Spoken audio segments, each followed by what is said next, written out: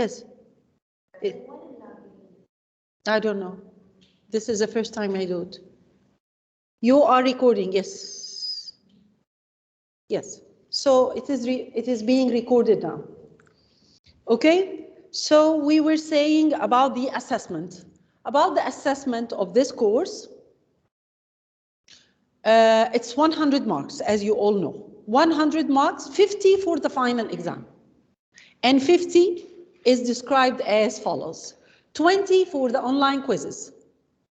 20 for the online quizzes. What are the online quizzes? These are like the midterm for this course, a midterm. 20 marks for the midterm, divided into 2 quizzes, 10 and 10. Okay? Where we get access to this, it's online, and you must access these online quizzes through the McGraw-Hill Campus. What is the McGraw-Hill Campus? Have you ever logged into McGraw-Hill Campus? No. Yes, from the CLMS, yes. And you have to make sure that your email and password is correct and the login credentials works, or you go to the IT from now. Don't wait until the exam comes. تمام؟ فاحنا عايزين نحل أي مشاكل متعلقة بالاي تي from now. Don't wait until the exam timing comes. Okay? From where I will show you. Here, this is the LMS course page. تمام؟ الأونلاين شايفيني؟ شايفين الشاشة؟ Yes, doctor, we can see. Okay, this is the LMS course page العادية جدا. ال LMS course page دي بتاعت كويت branch. This LMS العادية بتاعتنا دي, this is for Kuwait branch. لكن لما هتنزلي كده شوية, you will find the CLMS. What is the CLMS? The central LMS, centralized LMS, which is the course page for all the branches. يعني when you click on here,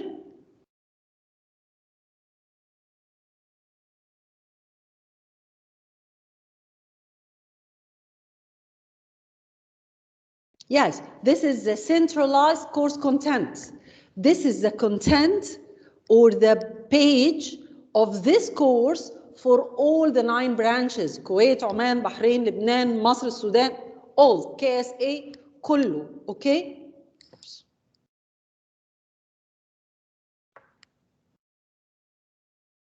Why it's logged out? Doctora? Yes. أيوة تفضلي. Dr. Hind, we cannot hear you clear. I don't know, the other girls cannot hear you or only me. الصوت واضح للكل ولا بس واحد؟ أنا بالنسبة لي واضح. تمام. Can you check your speakers, microphone? Okay. السلام عليكم دكتورة. اوكي دكتورة. عليكم السلام ورحمة الله. دكتورة أنا بجروب اللي المفروض اليوم أحضر بالكلاس، بس أنا تعبانة شوي فبحضر أونلاين. سلامات، ولا يهمك ولا يهمك، ألف سلامة. أنا مش عارفة ليه هو. دكتور، هو اليوم الزوجي ولا الفردي؟ النهارده الفردي. اوكي. تمام.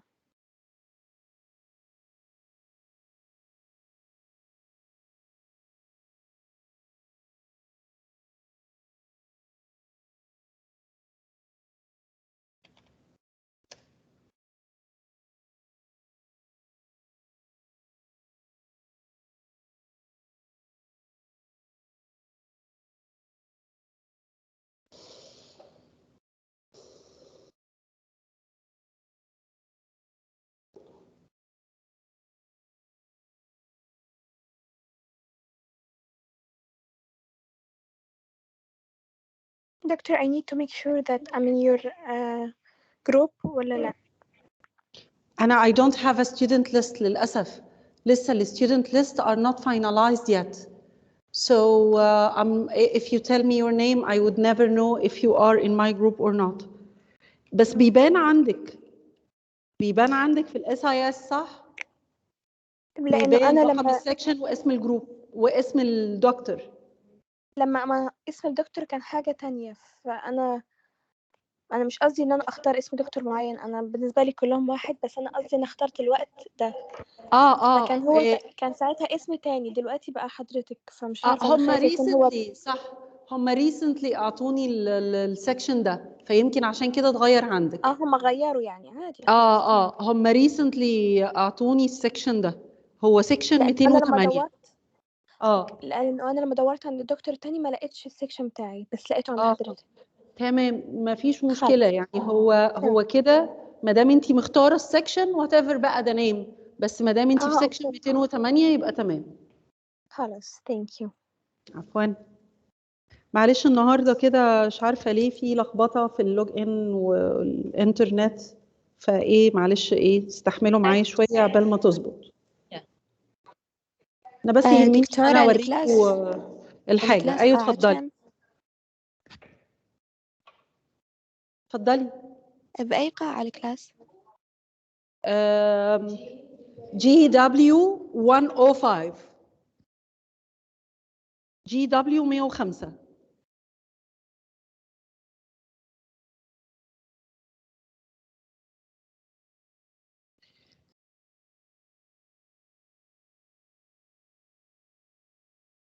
عموما يا جماعه عشان ما نضيعش وقت يعني خليني اشرح لكم وهو بيدخل. يعني هتدخلوا على السنترال LMS، بعد كده ما تنزلوا في السنترال LMS هتلاقوا ماجرو هيل كامبس. لما تلاقوا ماجرو هيل كامبس هننزل شويه ونضغط عليها. يا رب بس يشتغل وما يعملش لوج اوت. لما نضغط على الماجرو هيل كامبس هيديني yes this is a centralized content.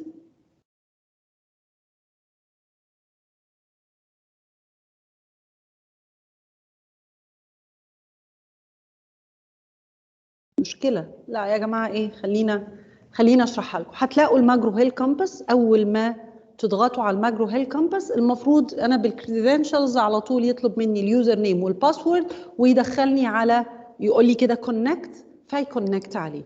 ارجوكم جربوا الموضوع ده من سنترال LMS على الماجرو هيل كامبس على الكونكت، المفروض ان هو يدخلكم مباشره على الماجرو هيل، وهتلاقوا الكويزز القديمه بتاعه السمستر اللي فات. طبعا مش هتقدروا تدخلوا على الكويستشنز لكن هي مقفوله، بس هتقدروا تشوفوها كويز 1B كويز 1A ميك اب كويز وهكذا.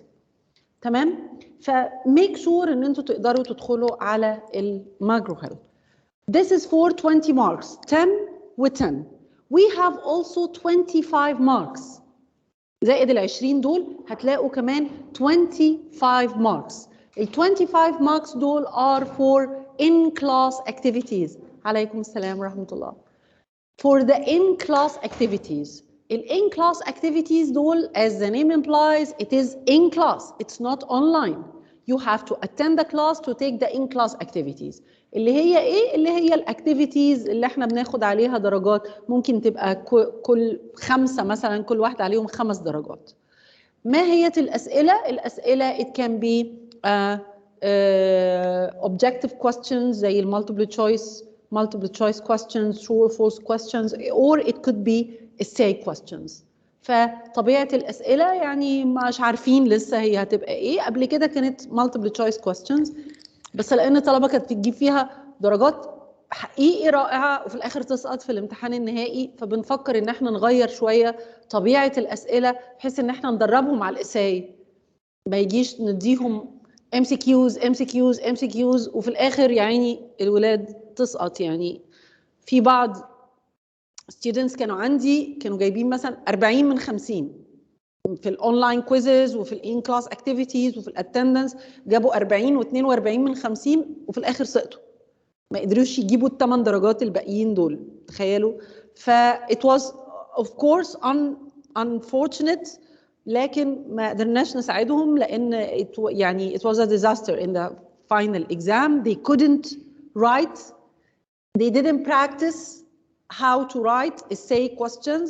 ف يعني we are considering to change ال type of questions بس هنشوف إذا كنا نقدر نعمل كده ولا لا. So the type of questions leave it now and the timing of the in-class activities I will get back to you later after we decide these issues. يتبقى لنا 5 درجات، احنا عندنا 20 و 25 فاضل 5 marks for attendance. And I usually give it to all the students يعني. This is regarding the assessment of the course. What else? يعني nothing else. Yes. Yes. No worries. Ask all the questions in your head.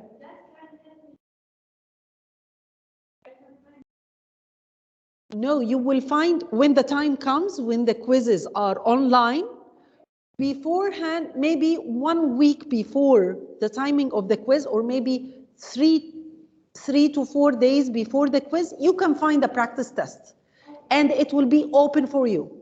It will be open for you. But now, if I access the practice test that was for the last semester, and now it's closed because the timing has gone, and the quiz now it's closed because the timing has gone, because it's limited days and limited time. So when the time خلاص is over, خلاص you cannot open. Even me, لا, I can access, but only the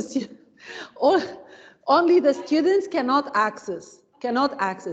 But when we say, for example, the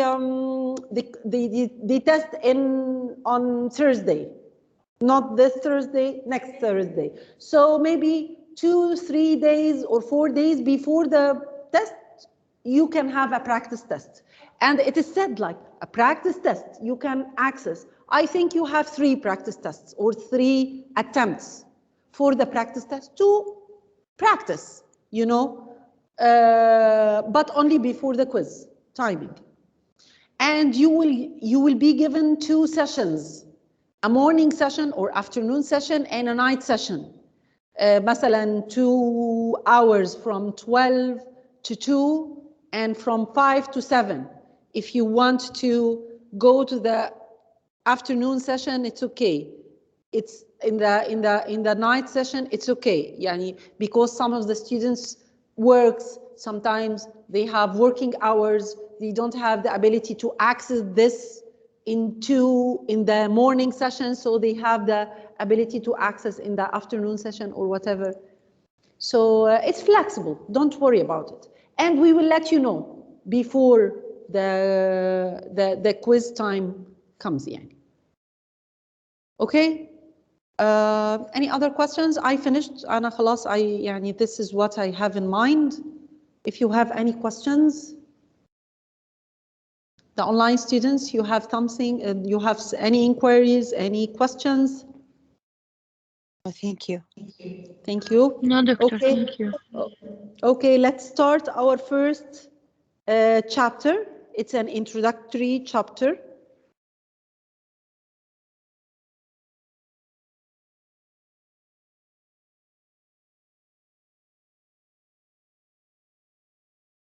Okay, this is our book, The Business Foundation, and in a changing world, and you can access this ebook through the McGraw-Hill campus, as I showed you before, as I told you, Yani, and I couldn't show it to you. So you can access through McGraw-Hill. And we will start today in part 1, and we will start this part by chapter 1, the dynamics of business and economics. And these are the learning objectives of our chapter today.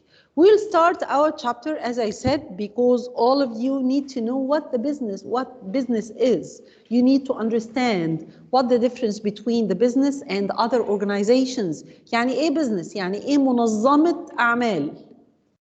You need to understand this. يعني you are a business student and inshallah soon you will be a business graduate. فلما حد يسأل حضرتك يعني إيه business وإيه الفرق بين البيزنس وأي منظمة ثانية, you should know. Okay, what is the business? يعني إيه منظمة أعمال؟ منظمة أعمال. What is business? What is a business organization? And what is the difference between this business organizations and any other organization in the world? Do you consider this university a business organization? other universities, governmental universities مثلا are businesses. ليه؟ حكومية ومفيش business حكومي. ما في exactly ما في ربح. هو ده السبب بالظبط ان this is the difference. This is the key difference between a business organization and any other business. Profit. They aim at having a profit. They produce products and services to have a profit. This is the issue here. If any organization aim at having profit, so it's a business organization. If not, so they are not. Maybe anything else. They could be governmental, they could be anything else. مين فتح المايك يا جماعة؟ حد فتح المايك by accident. Anyway. So, في حد تاني قال لي anything private is a business. يعني لو ما هوش government يبقى private وما دام private يبقى business. الكلام ده مش صحيح. Exactly. Some private companies are not non-profit organizations. We sometimes have some charity organizations, some private charity organizations. مثلا لا يسعوا للربح. Believe it or not, this university is not a private. It's a private. بس ما هيش سعي للربح because it has funds. هي بتقدم السيرفيس بسعر التكلفة. Because they have fund. هي غير سعية للربح. لكن other private universities they are businesses. ومفيش أي حاجة تعيب بالبزنس عشان تسعى للربح أو غير سعي للربح. It's not something يعني bad, but it's a classification. It's a classification. Sometimes some organizations are providing their services with the cost, not having any profits. These are non-profit organizations. We cannot call them businesses. Anyway, all of them, businesses and non-business organization or non-profit organization, they all provide products and services to people, to customers.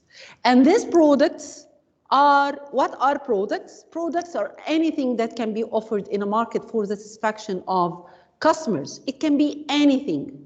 Anything يعني anything. Tangible goods, intangible services or ideas. Tangible goods يعني ايه؟ يعني ايه tangibles؟ ملموس. Yes, we can touch, we can feel, we can own, we can go home with. Cars, electronic devices, bottle of waters, stationery, clothes, bags, glasses, anything that can be touched, that can be stored. Okay? But services are intangible, like if you go to the clinic and have a medical service, like coming to the university and have an educational service.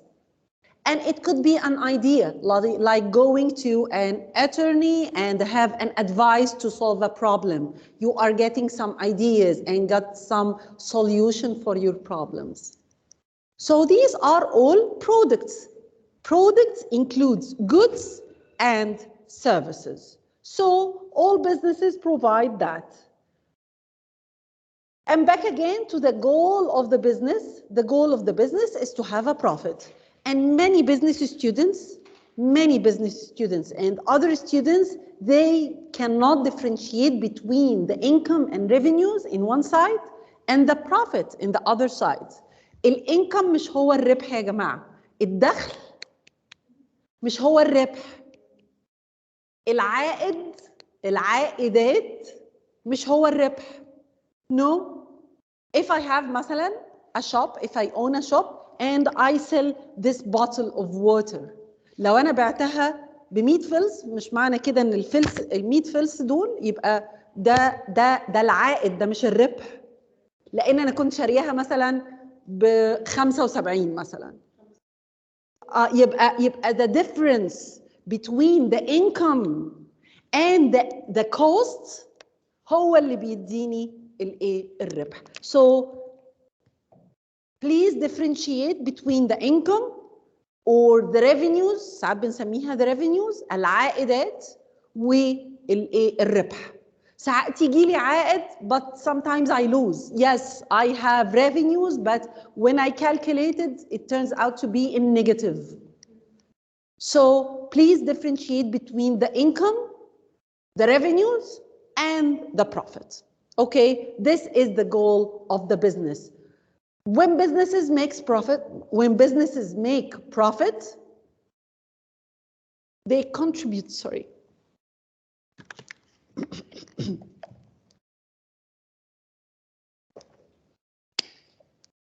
When they make profit, they contribute to the society. مش معنى كده ان هم بيربحوا ان هم الوحيدين اللي مبسوطين. No, when they do this, they provide products and service to the customers. They make the buying and selling process accelerate. People find their goods, they find their products they need. They contribute to the society. However, businesses must make their profit responsibly in an ethical manner. What does this mean? It means that, yes, I can make profit. I can sell drugs and I can make profit. This is a profit, but this is illegal. This is unethical. مثلا, I can cheat.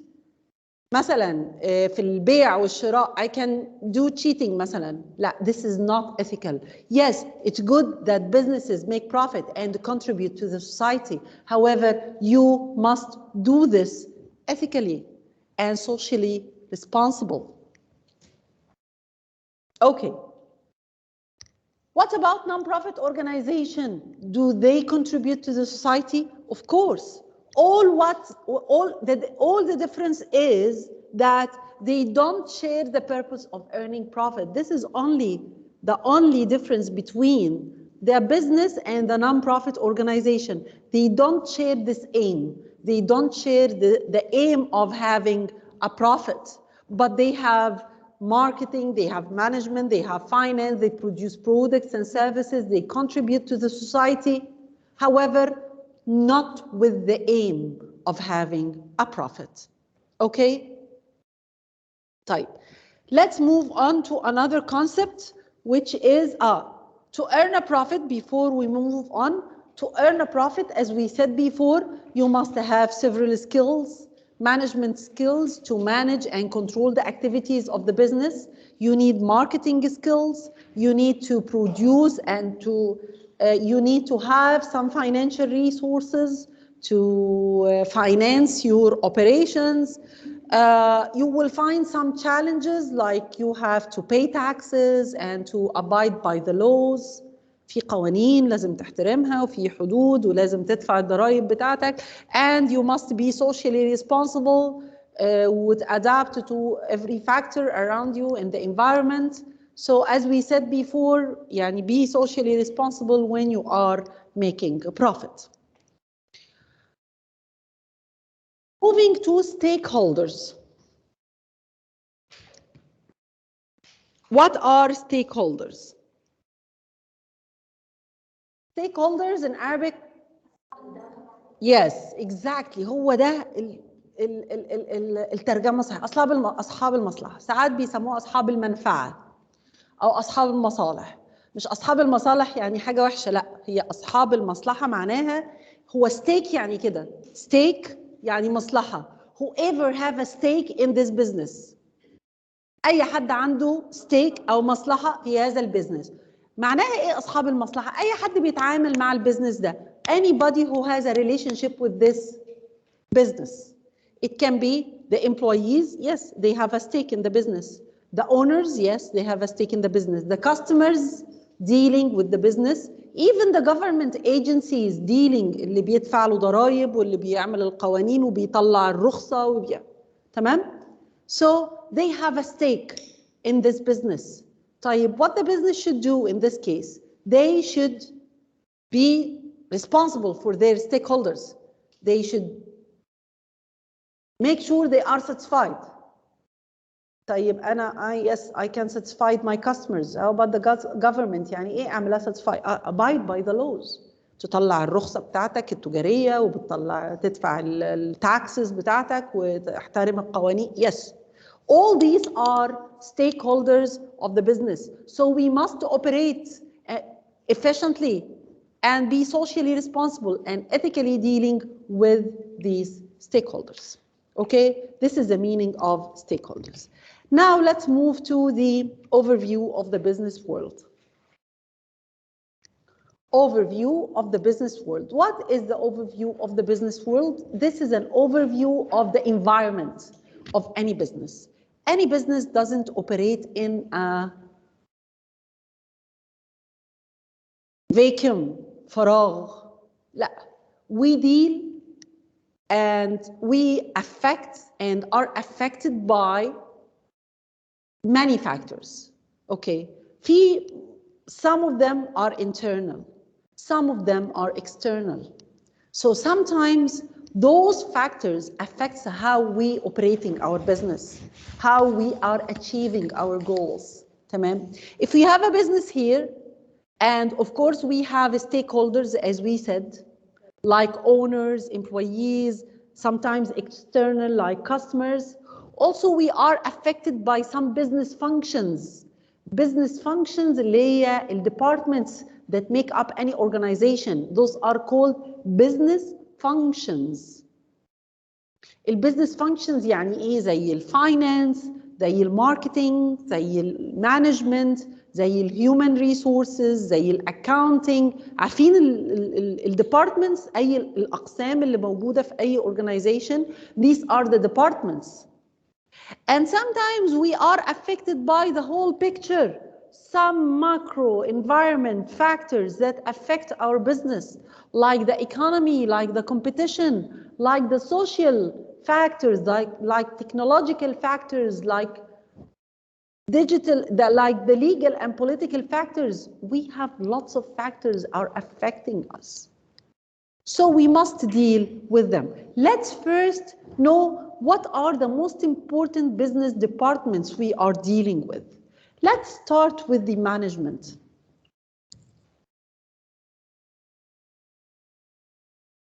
What is management? خدوا بالكم النقطة كويس جدا جدا جدا. في فرق بين البيزنس والمانجمنت. والناس بتاخد الاتنين بنفس المعنى. بيزنس أعمال، لكن مانجمنت إدارة. There is a difference between business and management.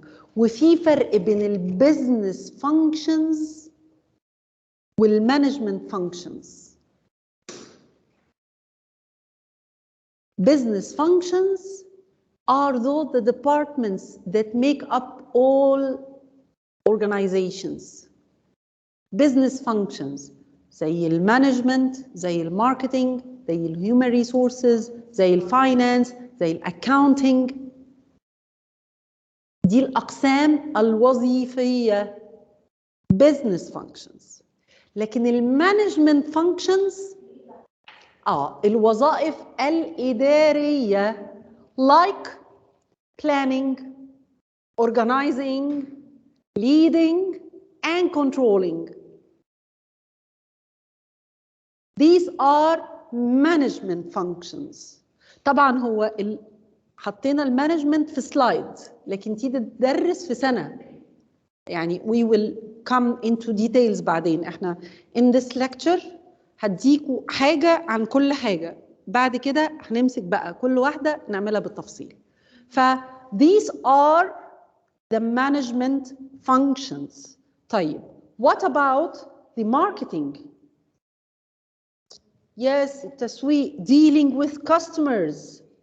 What about them? ايه الماركتينج؟ الماركتينج هنا هنختصره في 4 حاجات: product, price, place and promotion.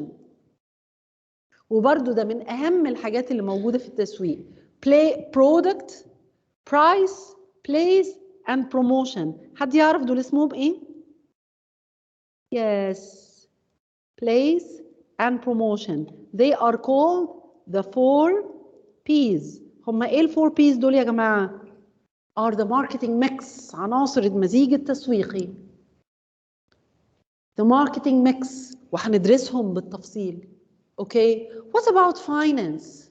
Finance is about money. How to obtain money and how to spend money.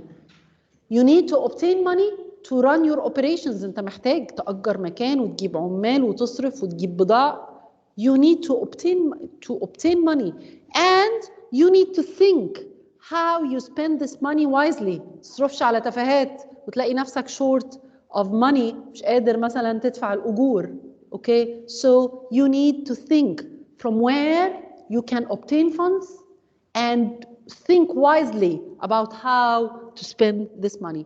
This is a function of finance. Yes, yes. Yes, sure. You can go. I'll do salah after I finish. No. I'll just take 15 minutes more here. Yeah, if you want to go, feel free. If you want to go, yes, no problem, no problem. Yes. So this is a finance function. Let's come now to why we study business. Why we study business. والله يا جماعة يعني I studied business يعني نصيب يعني وأنا أجبرت إن sometimes yes, sometimes you study business because this is the only chance or the only option you had مثلا. But other people they study business يعني willingly يعني بإرادتهم الحرة. They studied business because they wanted مثلا to be promoted in their jobs مثلا عايز يترقى. They study business because they want to own their own business one time in the future. I have seen people in يعني engineers and doctors, medical doctors, أطباء يعني they study business. And when I asked why, they said that yes, I can be a good doctor, but I want to be a good manager. When they مثلا manage a hospital, الطب مش هينفعه. عايز يبقى مدير ويعرف في الإدارة، وممكن ما يبقاش، ممكن يبقى طبيب رائع لكن مدير فاشل.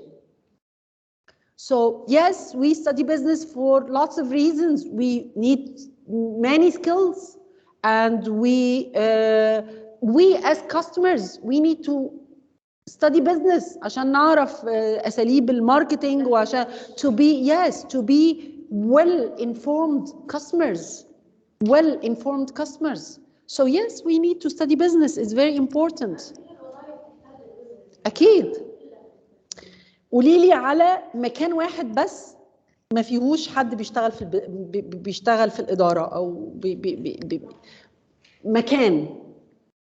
لكن ممكن تلاقي مكان ما فيهوش أطباء، ممكن تلاقي مكان ما فيهوش مهندسين، ممكن تلاقي مكان ما فيهوش، لكن ما فيش مكان في العالم ما فيهوش حد بيشتغل في الإدارة. لازم، أصل المكان محتاج إدارة أيا كان ماهية المكان. So yes, we need to study business. And to study business, we need to know some of the backgrounds, some of the as we have seen احنا عندنا ال foundation of the business world, overview of the business world. شفنا فيه many of the factors that affect the business. منها economy, منها competition. So we need to know the economic foundation of the business. We need to learn how to manage our resources, whether it's natural resources, human resources, intangible resources, financial resources. We need to know all of that. وعشان تعرفي economic foundation, you have to know the economic systems, the different economic systems. The different economic system that exist in the world. الأنظمة الاقتصادية، دايما بنسمع الاسم ده، الأنظمة الاقتصادية، النظام الاقتصادي. Have you ever لا غير ده، النظام. What are the economic systems? We have many economic systems. يعني عندنا يعني some of them are very famous. But when you need to know the economic system, you need to ask yourself these three questions.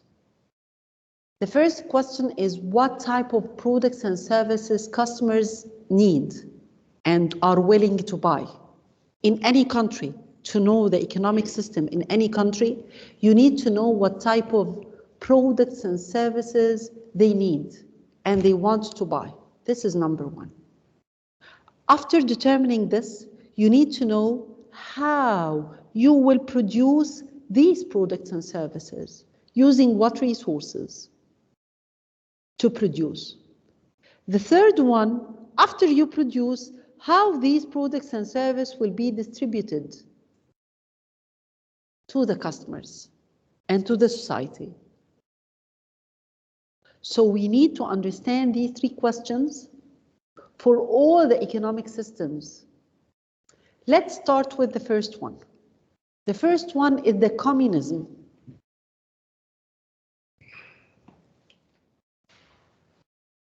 The communism, الشيوعية. الشيوعية مش عشان I'm not talking about the political system. I'm talking about the economic system, النظام الاقتصادي. الشيوعية أساساً بدأت كنظام اقتصادي مش نظام سياسي خالص. الناس قلبتها وفعلاً اتقلبت نظام سياسي، لكن هي نظام اقتصادي. يعني إيه شيوعية؟ جاية من كلمة الشيوع. يعني إيه شيوع؟ everything على المشاع كده. All the resources of the nations are يعني owned by the society. تمام؟ الحكومة معاها كل الريسورسز وبتوزعها على الشعب شيوعاً regardless of the class, the social class. It seems very efficient and it seems very fair, but it turned out to be يعني associated with high level of corruption, low standard of living, and increase in the prices, high prices for products and service. Because when you have something that is available for all, يعني sometimes when I own something, I tend to waste it. المواصلات بتاعتنا والحاجة بتاعتنا والresources إلى آخره. So I tend to treat it like waste. So it turned out to be inefficient والcorruption عالي جدا والأسعار غالية جدا. But it was يعني promising economic system. But يعني it is associated with many problems. The second economic system is the socialism. The socialism الاشتراكية. إيه socialism? Not everything is owned by the society. Okay, we have some basic industries owned by the government, and the rest is owned by the customers or the society. يعني في إيه شراكة كده. We share. You have basic industries and I own the rest. Yes, of course, the socialism يعني is adopted by the democratic countries. And يعني, yes, it has many advantages, but sometimes they are associated with high tax rates and sometimes unemployment. But yes, they يعني, allow a higher standard of living, more stable than the communism. We have the third one, which is the capitalism, الرأسمالية, or the free enterprise system. All economic decisions are taken without the government intervention. عكس الكوميونيزم خالص. الكوميونيزم كله في ايد الحكومة وبنوزع، لكن دلوقتي كله في ايد الفري انتربرايز سيستم.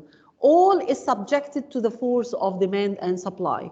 الماركت، الفورسز بتاعت الماركت على حسب توديني فين وتجيبني منين. كله قطاع خاص. تمام. most of it طبعا قطاع خاص. الموديفايد كابيتاليزم sometimes the government intervenes. طبعا ومفيش حاجه اسمها الجفرمنت، مفيش انترفنشن، مفيش اي تدخل من الحكومه، ده في الحلم طبعا، لان اي نظام لازم الحكومه بتتدخل، بتحط ضوابط. اوكي، عشان كده بنقول ان there is no economic system is pure.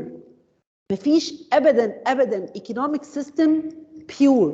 يعني ايه مفيش economic system pure؟ يعني مفيش pure communism، مفيش pure socialism، مفيش pure capitalism.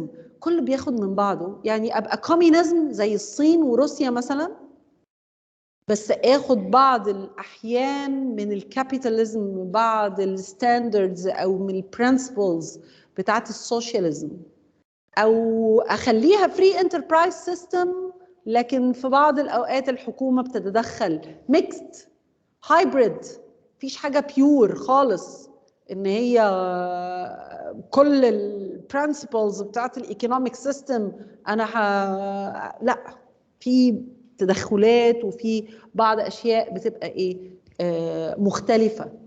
تمام. So these are the three economic systems and the meaning of the mixed economies. ادي الفري انتربرايز سيستم، وقلنا ان هو it is according to the forces of market demand and supply. This you can read by yourself, the individual and business rights. الحقوق. Okay, we have the right to own property, to earn profit. يعني this you can read by yourself، دي ما فيهاش حاجة. بس خلينا نتكلم عن the forces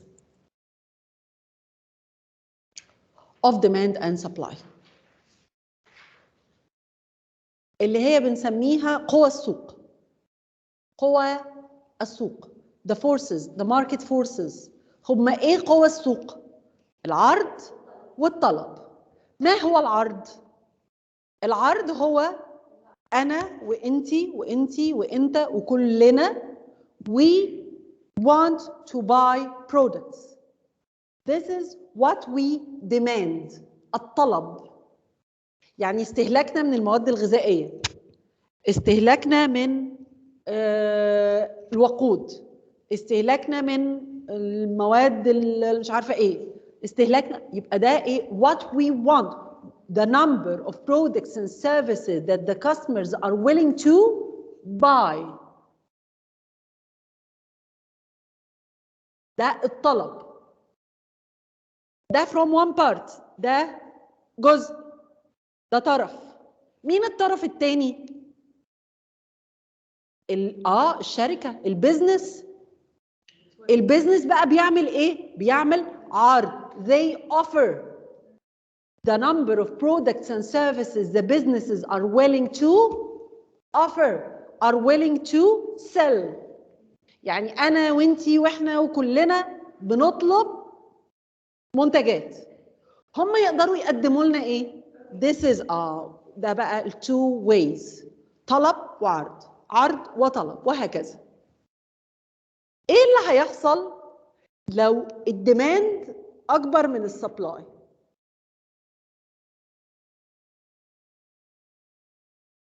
يبقى كده في نقص. ولما يكون في نقص في المنتجات اللي موجوده يحصل فيها ايه؟ لا بالعكس. ما سمعت، قولي تاني. يرتفع سعرها. برافو عليكي، يرتفع سعرها. يعني لو الديماند is more than the supply، افرضوا احنا 10 وفي 5 كتب، احنا 10 كل واحدة فينا عايزة كتاب، لكن اللي موجود 5 بس، يبقى سعر الكتب دي هيحصل لها ايه؟ لان في شورتج، السبلاي اقل من الديماند، المعروض اقل من المطلوب. طب لو العكس، لو في 20 في abundance يعني وفرة، لو في وفرة في المواد الغذائية، هل سعرها هيبقى عالي؟ هيبقى ايه؟ اقل. طب what if both are equal؟ if ايوه سعر طبيعي، تقبل الله. what if the demand equals to the supply؟ we have something called equilibrium price. This is the price of the product where the number of products and services that we are willing to buy equals the number of products and services that businesses are willing to offer. This is called the equilibrium price. خلينا نشوف الحالتين اللي احنا اتكلمنا عليهم. This is the equilibrium price. السعر هنا مثلا 500. But if the demand اللي هو الجرين is more at a specific point of time، الديماند أكبر من السبلاي، what happens to the price؟ What happens if the supply is more than the demand؟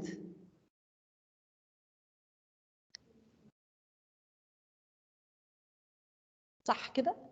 تمام. يبقى that's what we are calling market forces. تمام؟ طيب. Let's move on to the final topic in our lecture, the nature of competition. The competition, they affect our business. صح؟ What are the types of competition? We have 4 types of competition. Let me begin with the last one.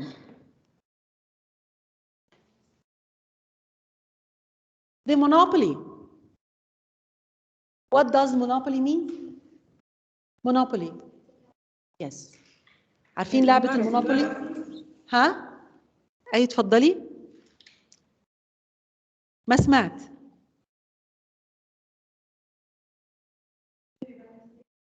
Okay, maybe by mistake. Monopoly. When we play Monopoly with our friends, who wins? لا وافرضي حد لسه بيلعب، حد واخد one side بالكامل. طب وافرضي انا كمان واخده السايد اللي قصاد، انت واخده ماي فير وبيرك لين وريجنت ستريت وانا واخده اولد كنت ومش عارفه ايه ها؟ طب yeah, the biggest share or the biggest profit? Yeah, like maybe the same. Well, I didn't say it because I'm guessing. Right? Yes. For example, he had half of the land. Okay. The other one also has the other land. Huh. The other half. Huh. But the other person, he has more houses and more money coming into him. That's why he has. But as long as we still playing, no winner is announced. صح? We announced who is the winner when one winner got all the others يعني declare bankruptcy. هيبيع ويرهن ويبيع البيوت والفنادق ومش قادر يدفع الإيجار ورهن وعمل وبقى مديون وطلع وخلاص يا جماعة ما عادش معايا فلوس وما عادش معايا بلاد وما عادش معايا فنادق فيطلع واحد ورا التاني واحد ورا التاني يطلع لحد ما only one wins the game. واحد بس احتكار. عشان كده اللعبة اتسمت مونوبولي عشان only one winner. هو واحد بس he owns all. تمام؟ الاحتكار معناها كده. When only one business, only one in the country provide this product or provide this service. Only one. يعني تخيلي كده ان بس في شركة اتصالات واحدة في الكويت كلها. عايزة تشتركي في لاند لاين، عايز تشتري في خط، تشتري من الشركة دي بس، مفيش غيرها. لو مش عايزة بلاش، بس you have to buy from this company مثلا. يبقى only one. ساعات بتحصل ساعات انا مش عارفة هنا في الكويت في احتكار في زي ايه مش عارفة. شركة واحدة بس. لو حد عايز كذا. تمام؟ في بعض البلاد اعرف في صناعات بيحتكرها بزنس واحد. تمام؟ طيب this is monopoly. طب لو 2 3 4 oligopoly. يعني زي اللي حاصل في شركات الاتصالات. كم شركة اتصالات؟ only 3 or 4 عادي. ولو 5 oligopoly. مش واحد بس very very few. 3 4 5. أنا مش عايزة أشتري من دي ولا من دي ولا من دي ولا خلاص يبقى مش هشتري. Okay, this is called what? Oligopoly. طب if we have 40, 50, 100, yes, it's a monopolistic competition. طب if we have more and more and more, this is pure competition. So it ranges from only one provider to many, many small businesses providing standardized products. Okay? Finally, آخر حاجة, this economic cycle and productivity. Only we need to differentiate between 2 definitions. two definitions: economic expansion and economic contraction. احنا عندنا حاجة اسمها economic cycle، العجلة الاقتصادية، بتسمعوا عنها؟ دايما نسمع في العجلة الاقتصادية. We have different phases in this economic cycle. بس هناخد two phases منها والاثنين عكس بعض. The economic phases, we have economic expansion، مش التضخم، التوسع. في فرق. التوسع مش التضخم. التضخم ده حاجة وحشة، ده inflation، ده حاجة وحشة. لكن التوسع الاقتصادي something good is happening occurs when an economy is growing and people are spending more money on their purchases. That stimulates. كل ما الناس تشتري أكتر، كل ما عجلة الإنتاج تزيد. Stimulate the production of goods and services, which in turn stimulates employment. عجلة الإنتاج، الناس تشتري، تجيب فلوس، عجلة الإنتاج تزيد أكتر، فيحصل توسع اقتصادي. عكسها the economic contraction، التقلص الاقتصادي، عكسها تماما. is slowing down in the economy characterized by a decline in spending and during which businesses cut back on production and lay off workers. وده طبعا بيؤدي للريسيشن. الركود. برافو عليكي. ركود الاقتصادي. A decline in production, employment and income. Okay, that is the difference between economic expansion and economic contraction. Okay, that's it for today. Enough information for you today. ذاكروها على طول، ما تراكموش حاجة. الأمور بتتراكم بسرعة جدا. تمام؟ فتبتدوا ذاكروا. يس، اتفضلي. الكتاب اونلاين ولا راح نستلمه؟ لا، كتاب اونلاين. اوكي. دكتورة بس في جروب. كيف الايه؟ في جروب للسكشن. عملتوا جروب للسكشن يا جماعة؟ طيب ممكن تقولي رقم التليفون؟ ولا لا هو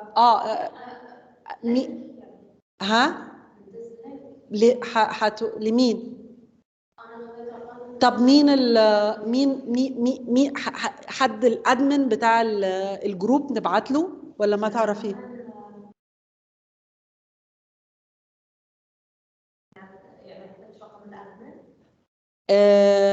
استأذنيها الأول. دكتورة ممكن نعمل جروب بس للشعبة مش عام؟ لا، ما هو ده مش عام، ده للشعبة. صح؟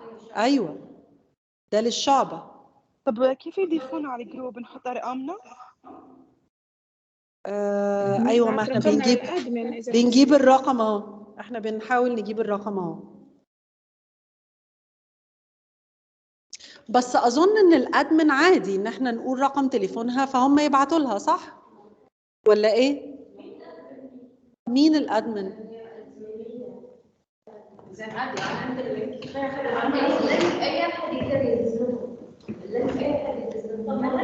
يعني هتبعتي لهم اللينك على ايه؟ يعني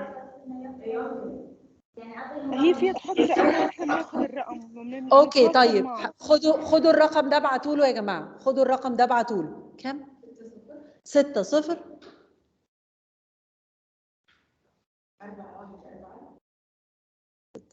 414 3 8 60 414 888 888.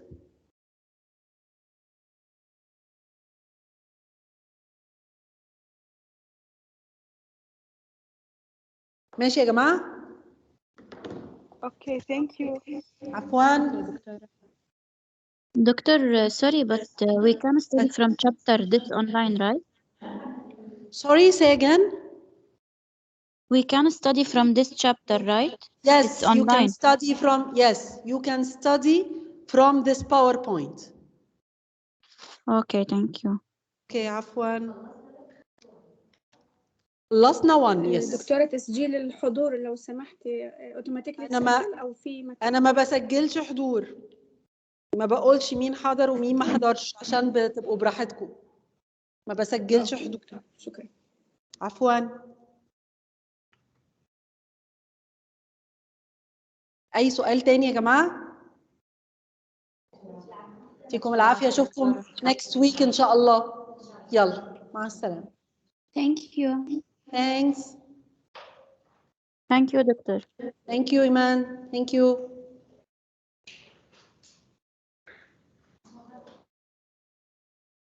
يعطيك العافية دكتور.